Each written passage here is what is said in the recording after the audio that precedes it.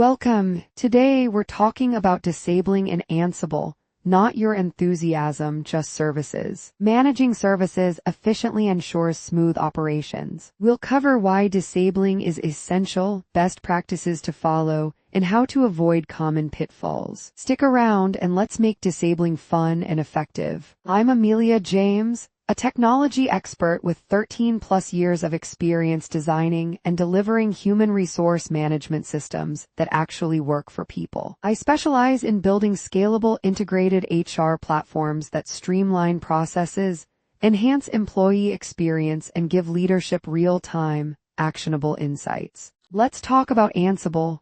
Built-in service, your best friend for managing services. This module makes stopping and disabling services effortless. We'll walk through how to ensure changes stick after a reboot and verify status with ease. Because who wants a rogue service reappearing like an uninvited guest? Systemctl is the command line powerhouse for service management. We'll learn how to stop services, disable them permanently, and ensure they don't come back to haunt us. It's like putting a stubborn process into retirement, peacefully and permanently. Sometimes, disabling services isn't a one-size-fits-all deal. Conditional disabling lets us tailor actions based on specific needs. We'll dive into dynamic strategies, ensuring we handle exceptions like pros, because nothing says expert like making Ansible do the thinking for you. Ever felt overwhelmed by warning messages? Ansible loves giving advice, but sometimes it's too much. We'll learn how to suppress the noise and adjust settings for cleaner logs,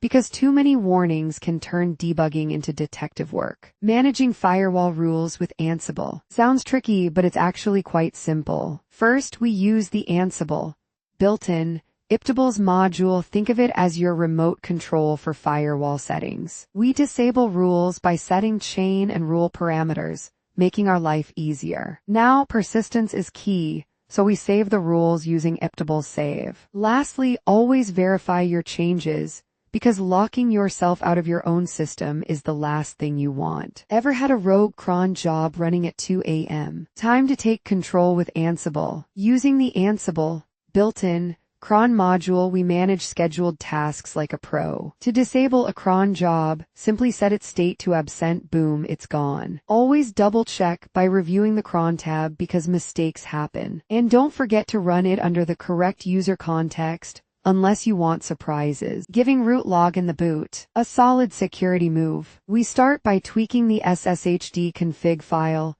Just set permit root login to no. Then, restart the SSH service to lock in the changes. The final step, test, because finding yourself locked out of your server is no fun. Remember, security isn't about making life miserable. It's about making hackers miserable. Passwords are old school, SSH keys are the future. We start by editing the sshd config file, setting password authentication to no more weak passwords. A quick service restart ensures changes take effect. Now we use SSH keys instead, because who wants to remember complicated passwords anyway? This is a smart move toward better security and convenience.